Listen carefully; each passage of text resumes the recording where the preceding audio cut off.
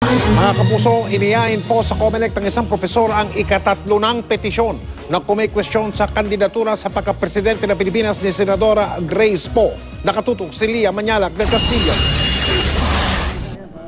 Pinakakansila ni Professor Antonio Contreras sa COMELEC ang inihaing Certificate of Candidacy sa pagkapangulo ni Senadora Grace Poe. Giit ni Contreras, hindi aabot si Poe sa 10-year residency rule na isa sa mga requirement para sa mga tumatakbong pangulo. Base raw kasi sa mga dokumento mismo ni Poe, July 2006 lang niya na-reacquire ang pagiging Filipino citizen.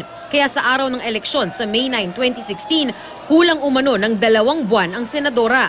Wala naman daw immigrant certificate of residency mula sa Bureau of Immigration si Poe para makonsidera siyang residente ng Pilipinas bago niya binitiwan ang pagiging American citizen noon. Wala siyang ICR, nakalagay NA. Not available or not applicable.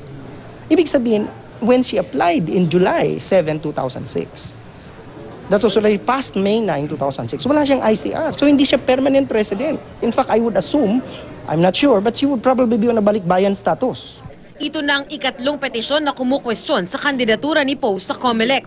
Sa isang text message, sinabi ni Poe na nananalig siya sa merito ng kanyang legal na katayuan na kwalipikado siyang tumakbo bilang Pangulo. Nasa panig daw niya ang batas na siya ay isang natural-born citizen at natugunan daw niya ang 10-year residency requirement. Bahagi raw ng demokrasya ang mga inihaing kaso laban sa kanya.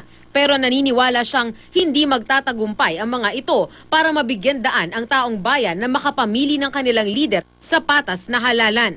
Para naman sa tagapagsalita ni Poe na si Mayor Rex Gatchalian, malisyoso raw ang mga inihahaing petisyon at ginagawa lang daw ito para guluhin ang publiko. Sa ngayon, nairaffle na sa 2nd Division ng COMELEC ang kahalintulad na petisyon laban kay Poe na inihain ni Attorney Estrella Elamparo. Doon na rin didinggin ang inihain ni dating Senator Francisco Tatad kahapon. Ang aking pakiusap nga kanina sa aking mga kasama sa NBank, kung pwede lang bilisan namin, mas maagang mapagpasyahan ang mga kasong ito, mas mabuti para sa ating halalan, mas mabuti para sa ating demokrasya. Lia Manyalac del Castillo, nakatutok, 24 oras.